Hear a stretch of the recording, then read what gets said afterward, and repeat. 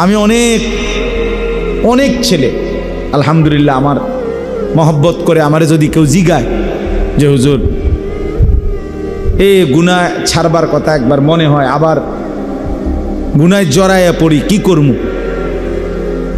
বা মাঝে মাঝে সিদ্ধান্ত নেই ভালো হয়ে চলবো, আবার 15 দিন পরে 20 দিন পরে আবার টেম্পার জায়গা, পারি না, কি করব? তা আমি সবসময় বলি চেষ্টা করবা কোনো আল্লাহওয়ালার কাছে আসা যাওয়া করতে।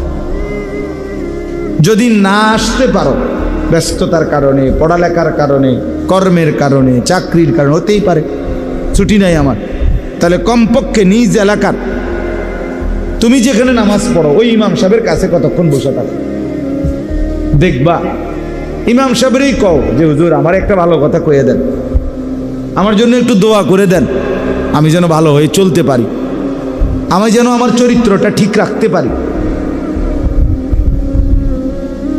হ্যাঁ, মাওলানা মারুফ এই মাত্র বলল, নবম শ্রেণীর ছাত্রের কথা বলছি কিনা বলেন? আমি যেই ছেলের কথা শুনছি এতক্ষণ 15-20 মিনিট মোবাইল বললাম যে কথা, এও এরকম কথাই কইছে, একই কথা।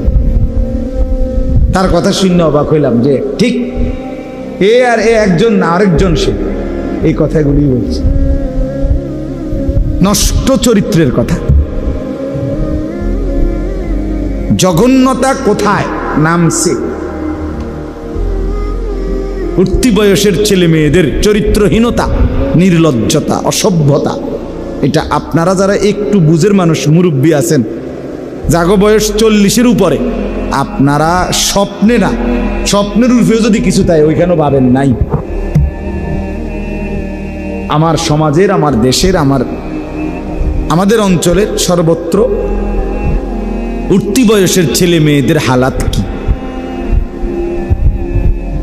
শুধু চুলের ফ্যাশন আর জামার ফ্যাশন না, না, অসভ্যতা আরো অনেক গভীর পৌঁছে গেছে, যেখান থেকে ফিরে আসা বড় কঠিন হয়ে দাঁড়াচ্ছে। হ্যাঁ, চেহারা সুরতের, আমি অনেক অনেক ছেলে আলহামদুলিল্লাহ আমার মহব্বত করে আমারে যদি কেউ জিগায় যে হুজুর এই গুনাহ ছাড়বার কথা একবার মনে হয়, আবার গুনায় জড়াইয়া পড়ি, কি করবো? বা মাঝে মাঝে সিদ্ধান্ত নেই ভালো হয়ে চলবো, আবার 15 দিন পরে 20 দিন পরে আবার টেম্পার জায়গা, পারি না, কি করব? তা আমি সবসময় বলি চেষ্টা করবা কোনো আল্লাহওয়ালার কাছে আসা যাওয়া করতে।